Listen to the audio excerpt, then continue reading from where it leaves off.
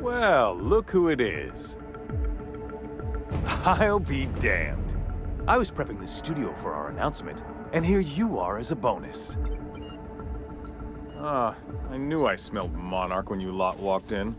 The sense of sulfur, depression, and desperate bravado is unmistakable. Keep talking, and you'll be smelling iron. Ain't nobody so important I won't put a bullet in. And the convict. The vicar. You know, most people, once they're out of prison, don't seem keen on returning. Oh, I would go anywhere to see you fall, sir. When you go off and get yourself shot, try to avoid taking one to the face. I'll want it recognizable to show to my citizens.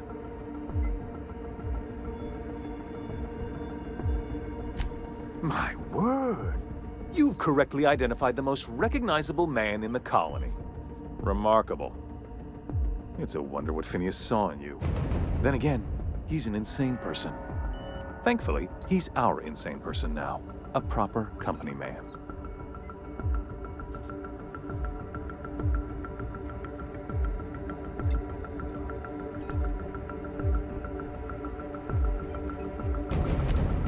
Yes, he is an extraordinarily obstinate fellow, isn't he? Fine, he isn't working for us per se. Semantics, he'll come around. But that's between us. As far as my adoring citizens will know, we've turned a dangerous crackpot into a working-class man. It's a miracle.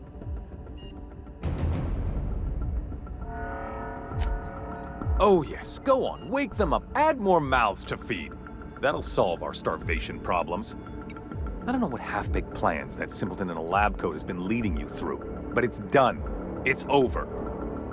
Let me ask you something, Captain. Have you at any point thought about not fucking up our entire society? I believe we could ask you the same. I'm making actual progress towards stabilization and recovery. You're just getting in the way.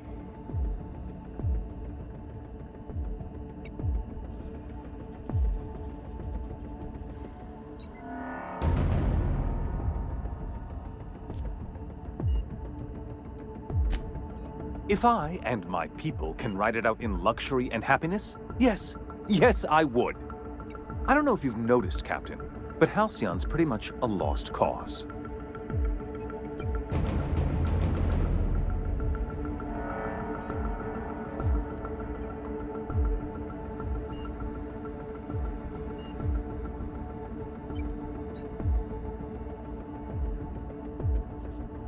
You are a captain of action. I'll give you that. Look, I'm not an unreasonable man. If you manage to storm the castle, as it were, and make it out of here with Phineas alive, I can't exactly afford more havoc than you've already caused. Fine. If you survive, you'll need someone to sell the rest of the board on your plan.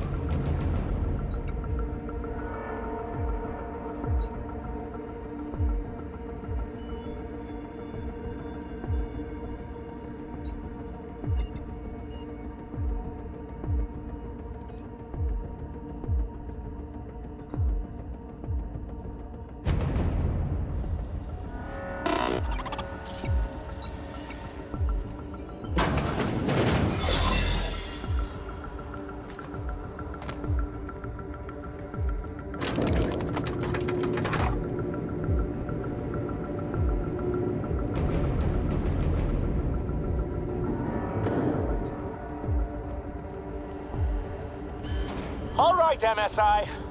I'm not one for rousing speeches, but the captain needs our help. So get in there and fight! Fugitives of fugitives.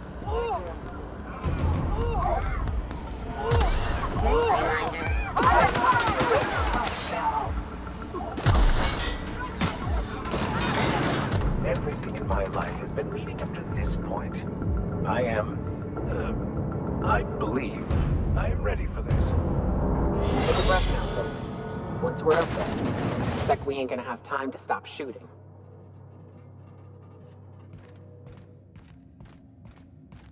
Captain, you have an uncanny talent for complicating my life. You've been working with Dr. Wells from the beginning.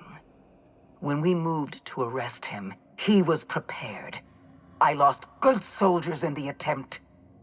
You've disrupted the balance of power. You've upset the natural order of things. You've introduced uncertainty, and there is nothing I despise more than uncertainty.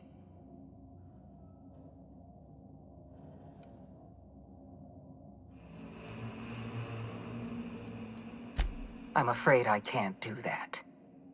You have a flair for subtlety. If you'd worked for me, you would have been the greatest fixer Halcyon has ever seen. For all your talents, you are the enemy of Halcyon, and therefore you are my enemy.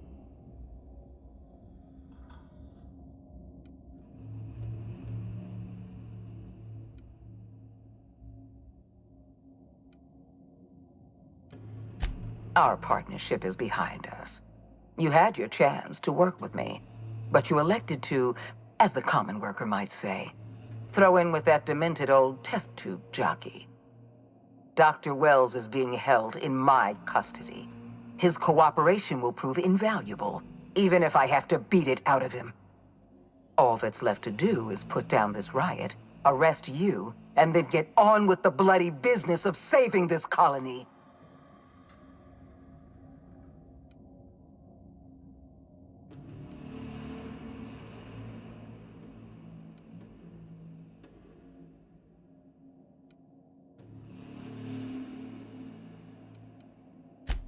Fair enough. I'm giving you exactly one chance to parley with me.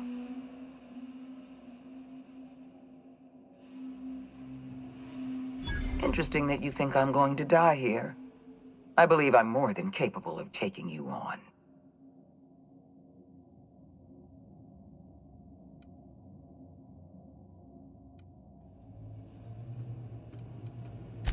Fair point. I don't know how you've managed to defy the odds. By every reasonable estimate, you should be dead. Yet here you stand. I've devoted my entire life to protecting Halcyon. I'm not afraid to die in the line of duty.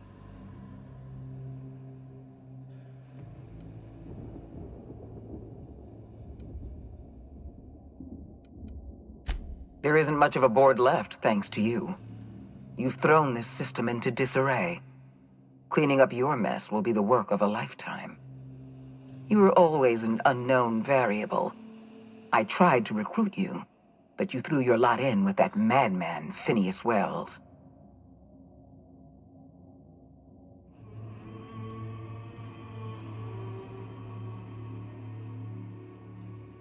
I'm aware of Dr. Wells' plan. Revive some brilliant scientists and engineers from the Hope and work with them to save the colony. He's already revived you, after all. 50 or 60 years ago, I might have agreed with you. But we've passed the point of no return. The best scientists in Halcyon can't save us now.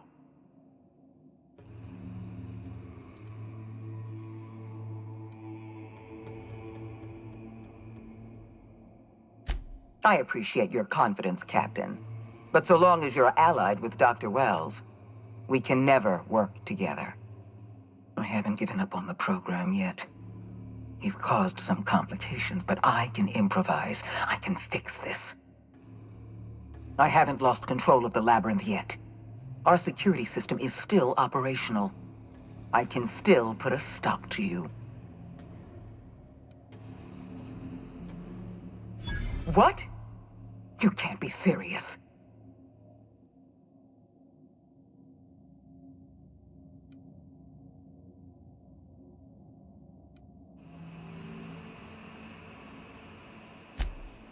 And you're about to use that copy to turn my own automechanicals against me. That's actually rather clever. Congratulations, Captain. You've outplayed me.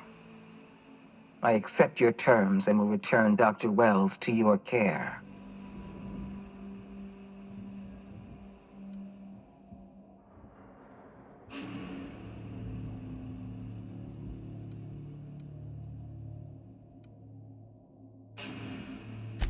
I just hope you've made the right decision.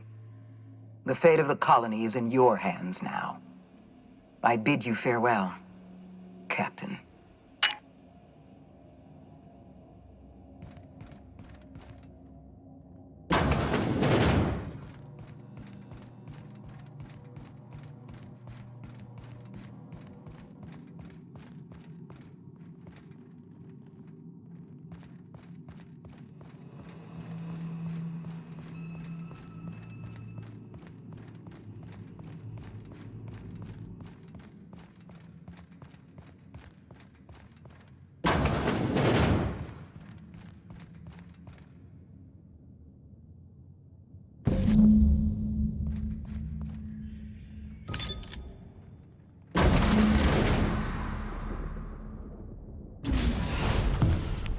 You don't know how glad I am to see you.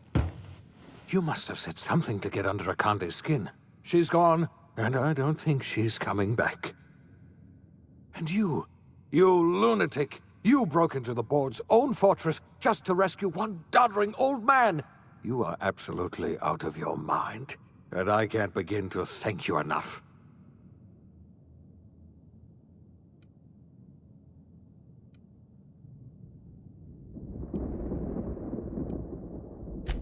I know, my friend, I know. And now it's finally over. The board's finished. It's only a matter of time before the entire system slips from their grasp. You've broken the board's stranglehold on this colony, and you saved my life. But there's still so much we have yet to accomplish. You and I are going to have to work harder than ever to save Halcyon. I'm afraid the situation is far worse than any of us ever anticipated.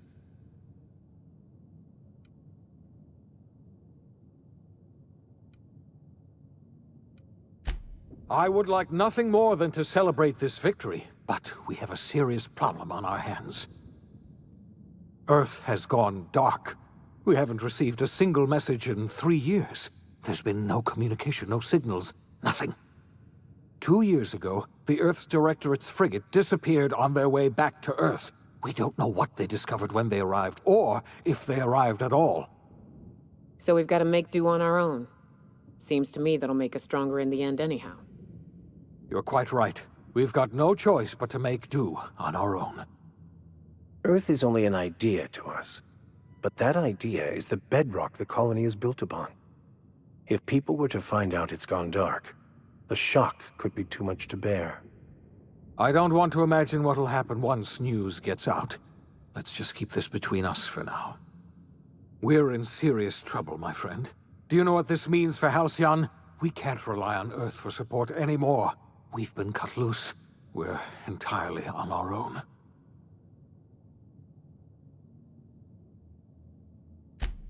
Yes, we do. You've done a marvelous thing. You've succeeded where anyone else would have failed, including me. We must begin the revival process immediately, starting with the Hope's brightest minds, and then we're going to fix this damn colony, one problem at a time. We're going to need a leader, and I can't imagine a better person for the job than you. What do you say, old friend? Will you help us?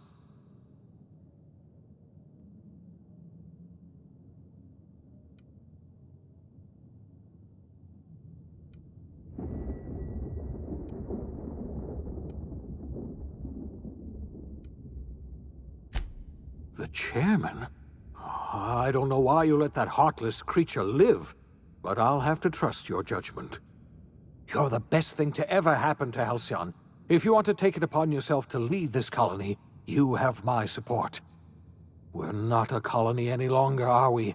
Our last connection to Earth has been severed, and so we have been set free.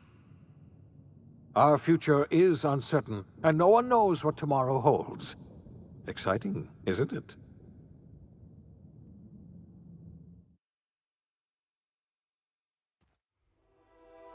The OSI teaches that everything in the universe happens according to the grand plan. But the stranger that arrived in Halcyon was an unplanned variable. From the moment he landed in Emerald Vale, his actions altered the course of history. The events on Tartarus brought about the end of the board's authority. But the board's mistakes would haunt the colony for decades to come. The damage they left behind would require the work of a generation to repair. Dr. Phineas Wells began reviving a handful of the Hope's colonists. Engineers, scientists, technicians, and intellectuals. They were among the brightest minds the Earth had ever sent out into the stars. The Hope scientists and engineers woke up in a colony descending headlong into total collapse. With no way to return to Earth, they had no choice but to band together and devote themselves to the cause of saving Halcyon. The people of Halcyon were nothing if not hardy. In the absence of the board's authority, many of the colony's settlements banded together with a single purpose in mind: survival. Life was especially hard in the years to come. Some towns dissolved by attrition and starvation, but most of them found a way to carry on. In the years to come, Halcyon was forced to reckon with its newfound freedom. The board was gone, and for better or worse, the colony was responsible for its own destiny. Between MSI's worker-centric policies and the iconoclast's manpower, Sanjar and Zora were able to rally many of the Terra 2 townships to their cause. MSI's workforce swelled, and the iconoclasts enjoyed a significant surge in their ranks. The board was too distracted by infighting and internal politics to stop MSI from becoming a powerful corporation and a refuge for townships that might have fallen through the cracks. Without Lilia Hagen, Sublight Salvage fell apart. The company fractured, devolving into a series of unregulated criminal gangs, fences, and smugglers. Their facade of legitimacy quickly faded. In time, the Sublight family was forgotten. The collapse of Edgewater left its workers bereft of any purpose in life. Most of them made their way to Adelaide McDevitt's camp, hoping to ingratiate themselves into her favor. Adelaide accepted only a few to her community. The rest were turned away and likely died of starvation. Nevertheless, Adelaide's camp grew into a well-established town. Adelaide McDevitt refused to cooperate with the ongoing effort to save Halcyon from collapse. A sympathetic deserter stole a copy of her research and delivered it to the Hope's scientists. It is unclear how useful Adelaide's research was. An optimistic estimate suggests her work may have bought Halcyon another few years of survival. Adelaide would never know. She died that winter. Under the leadership of Junlei Tennyson, the Groundbreaker held firm against corporate influence. The ship's mechanical stability gave Junlei the time to educate a promising generation of engineers, schooled in her family's traditions. The future of the Groundbreaker looks promising. The rediscovery of the Hope and the abandonment of the lifetime employment program forced Byzantium to come to terms with some uncomfortable realities about the state of Halcyon. While Byzantines were reluctant to surrender the luxuries they'd grown accustomed to, the board's diminished authority gave them little choice in the matter. Nearly everyone had to learn to make do with less. Some even had to get jobs. It was a dark time indeed. Your influence further cemented Ellie's perspective. She understood she could never truly rely on others, so she set about making sure she wouldn't have to. With a steady income from the life insurance payouts, she was finally able to afford a ship of her own. She enjoyed a long and infamous career running missions across the system. Some of them were even legal. Life in Halcyon was sobering for Felix Millstone. The grand revolution he dreamed of never came. There was no great awakening for the colony, no celebrations in the streets. There was only the hard, desperate work of trying to repair a broken colony. Felix never had a head for numbers, but if there was labor to be done, he was there to help. Eventually, Felix realized that the work of a revolution was done with two hands. As much as he enjoyed his adventures aboard the Unreliable, the vicar, known as Max, eventually decided that it was time to move on, to live out the life he had sought so long to create. He knew there were many in the colony who carried burdens much worse than the ones he had struggled with, and he devoted himself to easing their suffering wherever he could. He only ever took up arms again to defend the defenseless. Unshackled from a lifetime of striving and fighting the universe and himself, Vicar Maximilian de Soto was finally at peace. Once the matter with the Hope colonists was resolved, Junlei bashfully asked Parvati if she'd like to join her permanently on the Groundbreaker, and Parvati enthusiastically, if somewhat awkwardly, agreed. The stories of her adventures spread across the colony, and Parvati soon found herself the center of attention. Having served as the engineer of a renowned spacecraft, tramp freighters and wildcat miners sought her out by name. and in no time, she was a fixture in the Groundbreaker's mechanical ecosystem. She and Junlei were never far apart. Nyoka returned to Monarch to take another crack at making a permanent life for herself. She formed the Charon Group, a mercenary outfit of ragtag survivalists and wilderness experts. Anyone in need of a guide, or just looking to throw back a beer and swap stories, could find her camping on the trail or clearing an infestation. The SAM unit that accompanied you spread awareness of the product line's superior sanitation and maintenance capabilities across what was left of the colony. This led to a boost in SAM unit sales. Did you know that SAM units are the longest-lasting, toughest-acting cleaning solution in Halcyon? Minister Clark was released from house arrest, and his contact with you gave him a sense of renewed purpose and vigor. Once it became clear that no help would be coming from Earth, he threw his considerable efforts and talents into helping Halcyon manage the crisis before it. It was widely suspected that Sophia Akande was the true power behind Chairman Rockwell. However, after the riots on Tartarus, she was never again seen in the colony. Various theories circulated as to her fate. Some believed she boarded an interstellar ship capable of journeying to a distant colony. Others believed she died trying to escape Tartarus. Some few suggest she fled to Monarch, where she continued to live among a small band of loyalists. There is another theory, which suggests that Sophia's encounter with you changed her, and she deliberately retreated from public view, but continued supporting the colony in secret. When Dr. Wells began reviving the Hope's colonists, he found himself with a sudden windfall of additional supplies and resources, courtesy of an anonymous donor. If Wells knew who his supplier was, he never told a soul. As for Dr. Phineas Wells, he spent his remaining years in his orbital lab. He eventually came to terms with his own past and was able to forgive the mistakes of his younger self by devoting his remaining years to serving the colony. In the end, Dr. Wells was able to save every scientist and engineer aboard the Hope. Over the next decade, nearly all of the Hope's remaining colonists were successfully revived. Halcyon saw a period of rapid technological and scientific advancement. Breakthroughs in dietary supplements saved the colony from starvation.